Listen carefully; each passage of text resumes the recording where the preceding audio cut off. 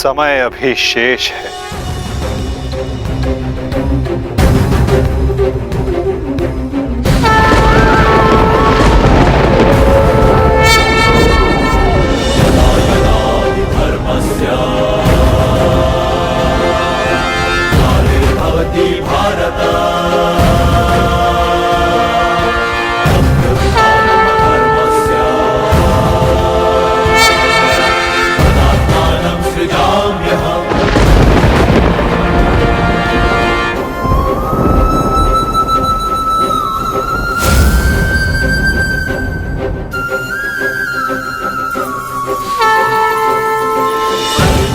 सूर्यास्त नहीं, राहु का उदय था।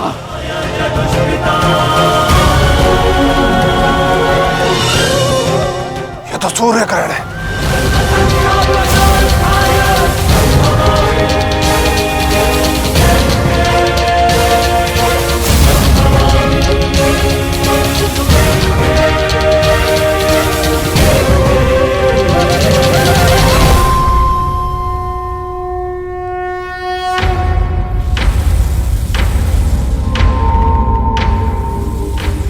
अपनी प्रतिज्ञा पूर्ण करो।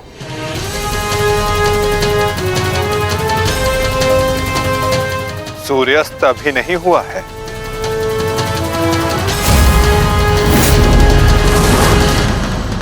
सएव धर्मः स्वधर्मः देशकाले प्रतिष्ठितः अनानमानृतं हिंसा धर्मो यावत्तिकः स्थितः अनानमानृतं हिंसा धर्मो यावत्तिकः स्थितः।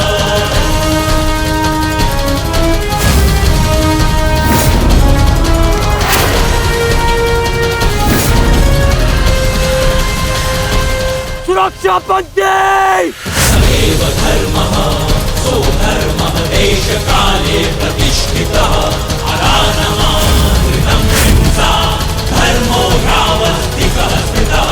सएव धर्मः स्वधर्मः देशकाले प्रतिष्ठितः अनानमानृतं हिंसा धर्मो यावत्तिकः स्थितः अनानमानृतं। शर्पिलास्त्र पाक।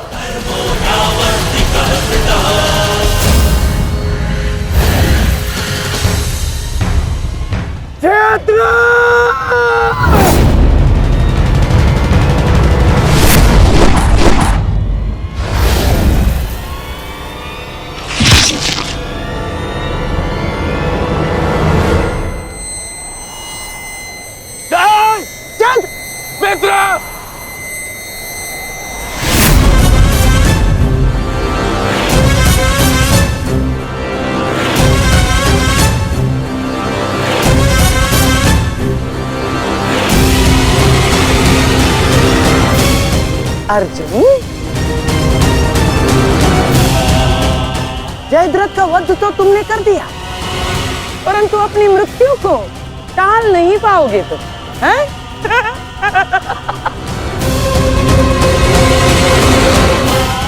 जिस क्षण इस जयद्रथ का सर धरा पर गिरेगा, उसी क्षण तुम्हारे सर के भी 100 टुकड़े हो जाएंगे अर्जुन।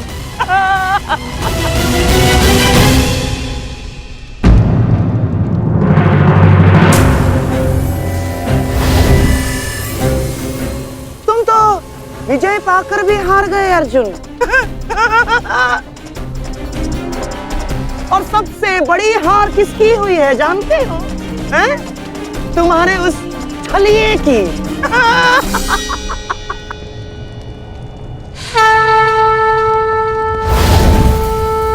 आज अंत अर्जुन का नहीं होगा गांधार राज। आज अंत तुम्हारी कुटिलता का होगा।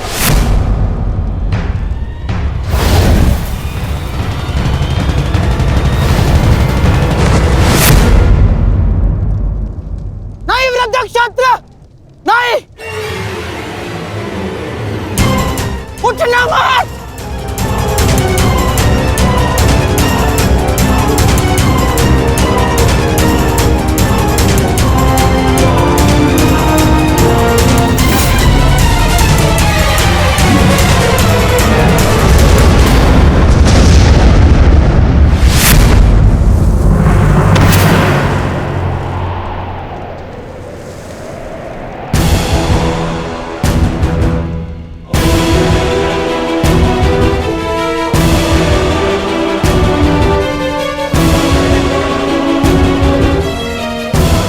अधर्म की काट के लिए धर्म को कुचक्र की नहीं, कौशल की आवश्यकता पड़ती है गांधार राज।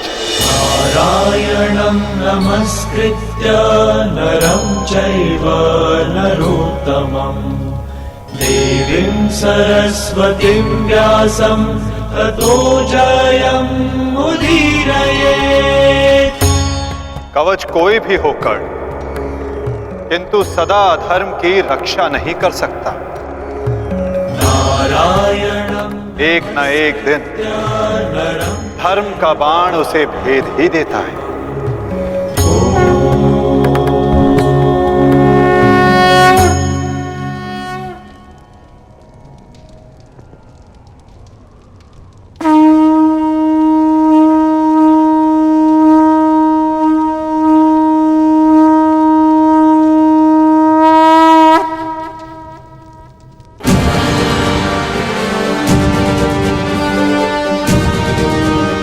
युद्ध का आज का दिन समाप्त हुआ।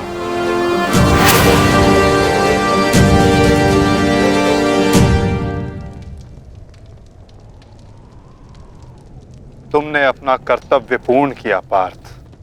अब चलो, अभिमन्यु को विदा करो।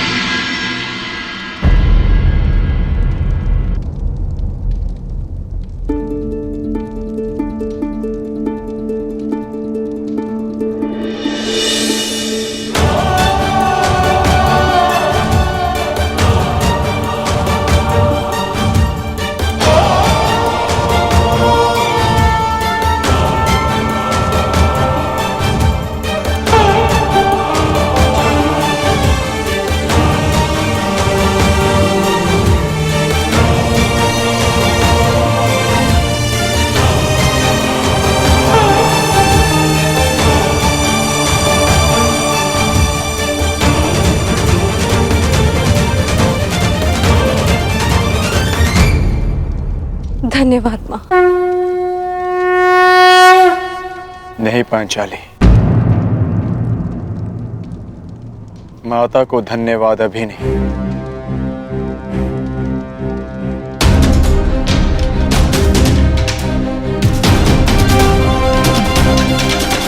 जयद्रथ का वध केवल प्रारंभ है। अभी तो उन सब का वध शेष है जिन्होंने घेर कर छल पूर्वक मेरे पुत्र की हत्या की।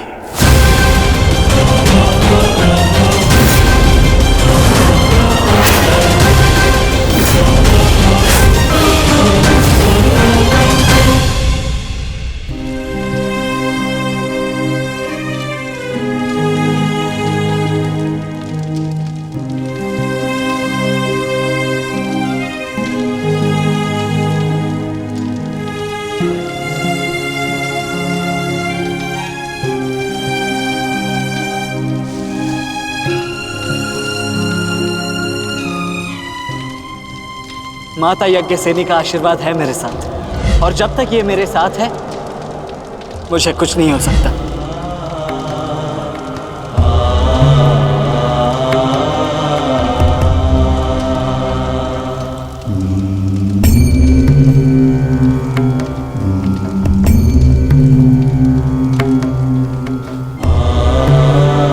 शांतिपूर्वक विदा लो वीर। धन्य हूं मैं कि मेरा कहीं ना कहीं तुमसे रक्त संबंध है।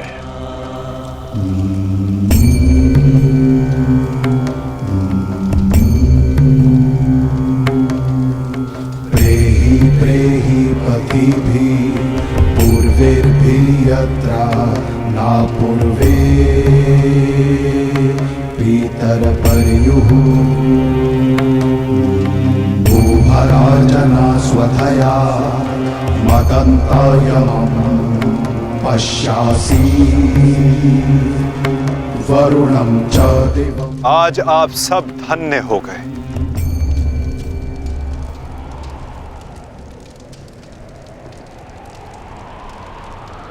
शूरवीर अभिमन्यु के नाम से इतिहास में सदा आप सबका नाम भी स्मरण किया जाएगा।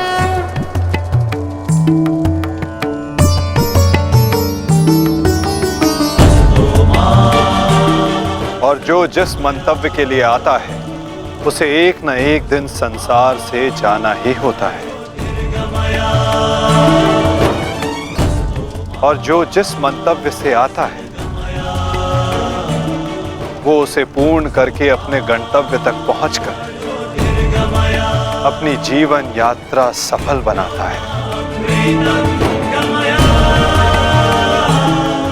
अभिमन्यु की मृत्यु नहीं हुई है पार्थ, अभिमन्यु मुक्त हुआ है विजय के साथ, शौर्य के साथ।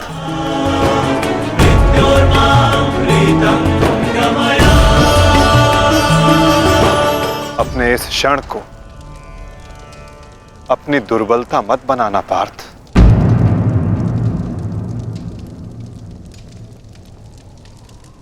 अपनी शक्ति बनाना।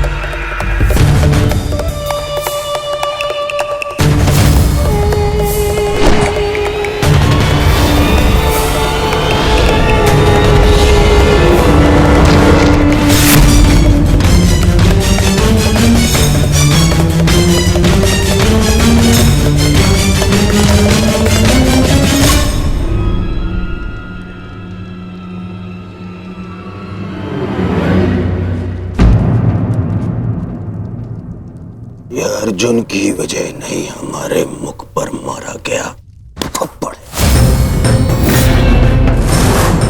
सारी कौरव सेना के सामने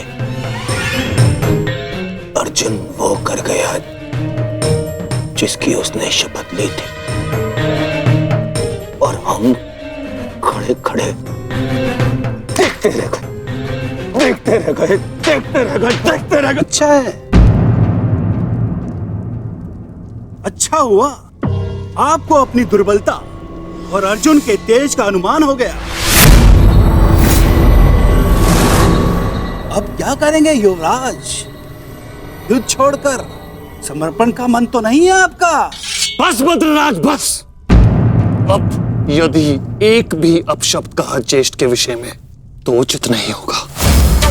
तुमने कौन से तीर चला दिए? उस अर्जुन के समक्ष 2 पल नहीं खड़े रह सके तुम, 2 पल। तुम जैसे भीरुओं की हमारे शिविर में कोई आवश्यकता नहीं है। मेरी तो इच्छा ही नहीं थी कि तुम्हारे पक्ष में सम्मिलित हूं। छल करके ये तुम्हारा ज्येष्ठ मुझे यहाँ लाया था दुशासन। संपूर्ण बल से मैंने युद्ध किया। मैं जा रहा हूं यहाँ से और दोबारा यहाँ पग नहीं रखूंगा। सर्वप्रथम आप अपना संयम धारण कीजिए महाराज शल्य। हार हम सबकी हुई है और अभी आपस में बहस करके हम अपने शत्रु को और भी अधिक बलशाली बना देंगे। स्मरण रखिएगा इस बात का। शत्रु तो प्रबल है ही आचार्य, परंतु यहाँ उपस्थित अधिकतर लोग ये बात समझ ही नहीं पा रहे, क्योंकि ये मूर्खता और अभिमान से भरे पड़े हैं। आज तो अर्जुन और कृष्ण की सम्मिलित शक्ति देखी, आज तो इसका प्रारंभ हुआ है, और ये शक्ति कितना विध्वंस करने वाली है इसका अनुमान आप स्वयं लगा सकते हैं। अरे जो युद्ध से पहले ही शत्रुओं से भयभीत हो जाए, वो विजय कैसे दिला सकता है?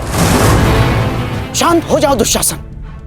हमारा वास्तविक शत्रु तो वो छलिया कृष्ण है, जो मेरी हर चाल को पलट देता है, हर चाल को। माना कि आज हमने बहुत कुछ खो दिया है, परंतु उस पर रोने से अधिक श्रेयस्कर तो उसका प्रतिशोध लेना है। प्रतिशोध अभी से आपका क्या तात्पर्य है गांधार राज? सूर्यास्त हो चुका है। कदाचित आप भूल रहे हैं, नियम एक ये भी था कि सूर्यास्त के पश्चात भी मशालों के प्रकाश में युद्ध किया जा सकता है। स्मरण है ना आपको? परंतु नियम क्या थे क्या नहीं, अब उसका कोई महत्व नहीं है आचार्य। 11 भाई खोए हैं मैंने, अब मुझे केवल प्रतिशोध चाहिए। वासुदेव कृष्ण ने छल न किया होता तो आज जयद्रथ नहीं, उस अर्जुन की चिता चल रही होती। कुछ चिताएं उनकी भी जलनी आवश्यक है।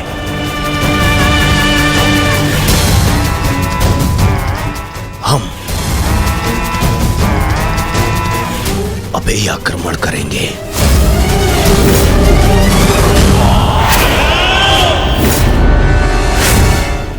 मैं कर्ण को संदेश भिजवाता हूं। कर्ण इस समय शिविर में नहीं है दुशासन, और ये हमारे लिए अच्छी बात है। आक्रमण के लिए सज्ज हो जाओ। पांडु पुत्रों, मैं आ रहा हूं।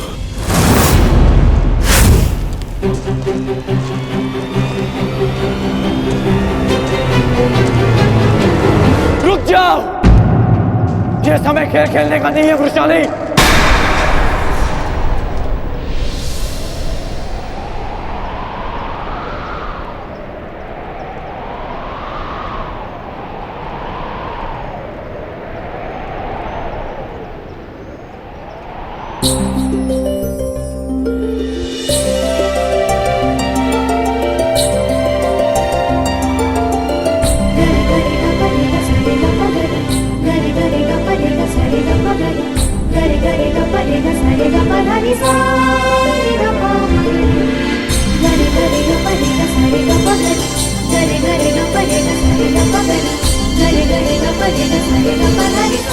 तुम जानते थे कि ये मैं हूँ? हम बचपन से मित्र हैं वृषाली। ना ही मैं तुम्हारी हस्तलिपि भूल सकता हूँ और ना ही तुम्हारे बाणों का वेधन।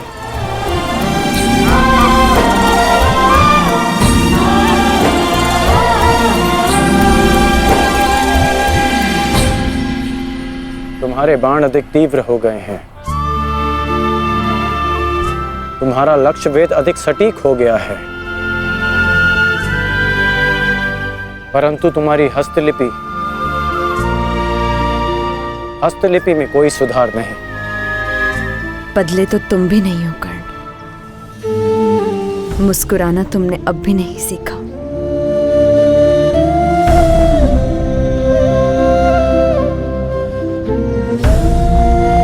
जीवन के हर क्षण के आश्चर्य में मुस्कुराहट खो गई है वृषाली। अब ये आश्चर्य भी तो देखो। कभी सोचा नहीं था कि ऐसे मिलेंगे, ऐसे युद्ध भूमि में। एक बार पुनः सोच लो दुर्योधन, रात्रि के समय युद्ध कर सकते हैं, परंतु छिपकर प्रहार करना उचित नहीं है। ये युद्ध के नियम के विरुद्ध है और विजय प्राप्त करने के लिए हमें ऐसा करने की आवश्यकता नहीं है। और ये मत भूलो कि अर्जुन रात्रि में प्रहार करने में सक्षम है। बिल्कुल उचित कहा आचार्य द्रोण आपने, बिल्कुल उचित। अर्जुन सरलता से रात्रि में लक्ष्य भेद कर सकता है, परंतु अन्य पांडव नहीं। और अर्जुन इस समय अपने पुत्र के शव के पास है। और जब तक शेष पांडवों को हमारे आक्रमण का भान होगा तब तक हम उन्हें अपूरणीय क्षति पहुंचा चुके होंगे आचार्य।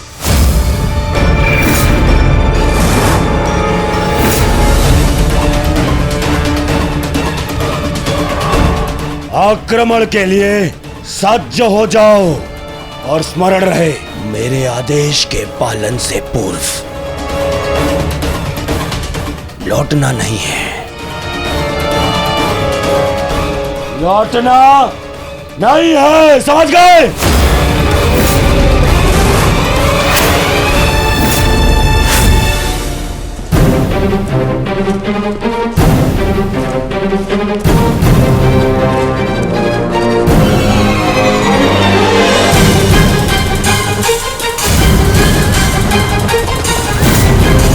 ये कोलाहल कैसा? ये सब क्या है? ये आक्रमण है। ये कौरवों ने युद्ध के नियमों का उल्लंघन करते हुए हम पे आक्रमण कर दिया है। हमें उन्हें उत्तर देना होगा। सावधान सैनिकों!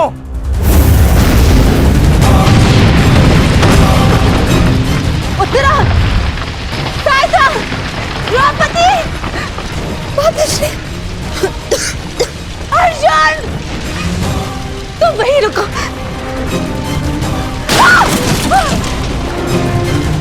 उत्तरा, भीम! तुम्हारे मन में ये प्रश्न होंगे कि मैं यहाँ इस भांति क्यों आई। भुगत क्रम में सुना मैंने कि तुम्हारा कवच और कुंडल तुमसे छीन लिया गया। वृषसेन का भी समाचार मिला, इसीलिए मैं स्वयं को तुमसे मिलने से रोक नहीं पाई। किंतु तुम्हें यहाँ नहीं आना चाहिए था। क्या तुम्हारे पति और तुम्हारे परिवार को इससे कोई आपत्ति नहीं?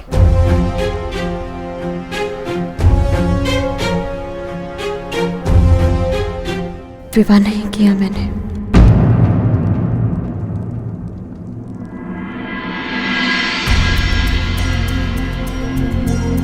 और परिवार के नाम पर मेरे बाल मित्र कर्ण के अतिरिक्त कोई और बचा नहीं।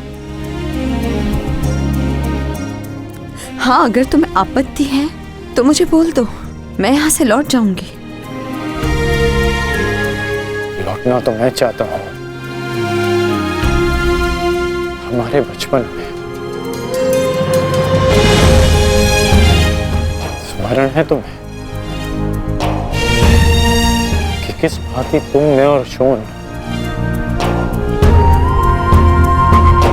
साथ में समय व्यतीत करते थे।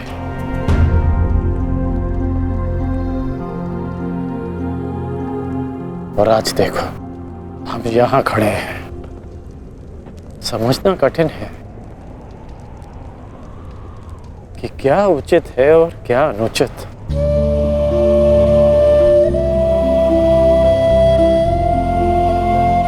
तुम्हारे अंदर ये प्रश्न आता देख मुझे आश्चर्य होता है कर्ण। तुम ही कहते थे ना कर्ण कि मनुष्य जितना समर्थ बनता है, समाज के प्रति उसके कर्तव्य उतने बढ़ते चले जाते हैं। जितना बड़ा कर्तव्य, उसे पूर्ण करने के लिए उतनी ही पीड़ा का सामना करना पड़ता है।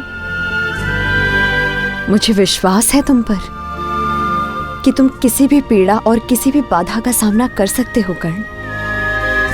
परंतु ये स्मरण रहे कि आज तुम जहां हो, यहां पहुंचने के लिए तुमने जीवन में कई त्याग किए हैं। और मुझे ये भी विश्वास है कि तुम्हारे ये सारे त्याग भी व्यर्थ नहीं जाएंगे। इस संसार में तुम जिस उद्देश्य से आए हो कर्ण, वो सारे उद्देश्य तुम्हें पूर्ण करने हैं। इस भांति कि ये संसार सदा तुम्हें स्मरण रखे।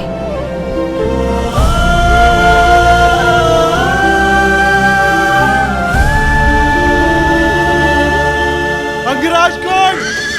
कहाँ है आप? अंगराज! सत्य से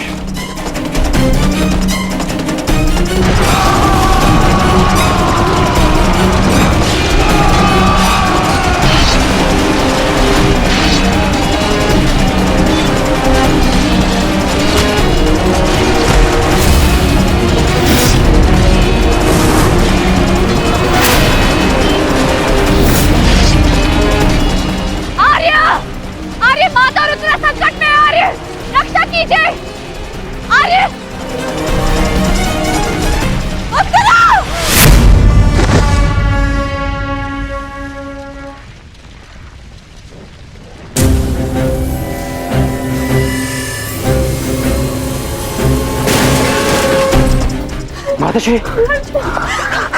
चलिए।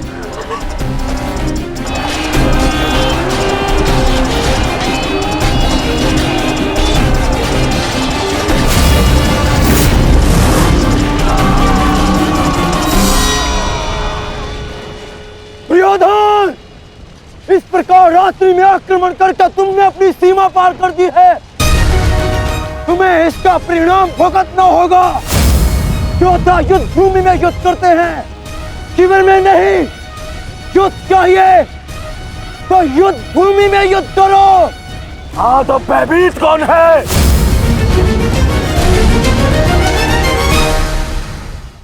ये दुर्योधन ने उचित नहीं किया। सत्यसेन, तुम वृषाली को सुरक्षित शिविर पहुंचाओ और मैं कुरुक्षेत्र पहुंचता हूं।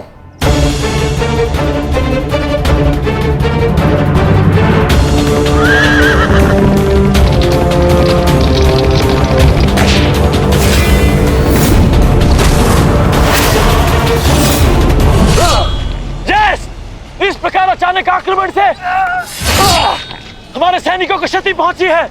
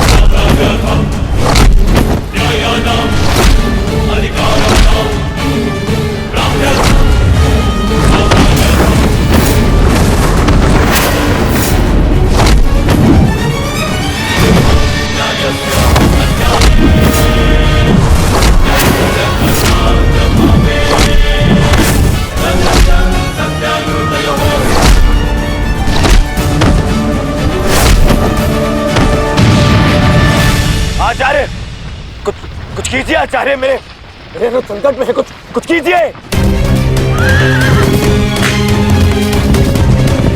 आचार्य क्या करेंगे दुर्योधन? करना तो अब मुझे है। रात्रि का समय माया युद्ध का होता है और इसी क्षण के लिए मैंने एक गुप्त अस्त्र छुपा कर रखा था।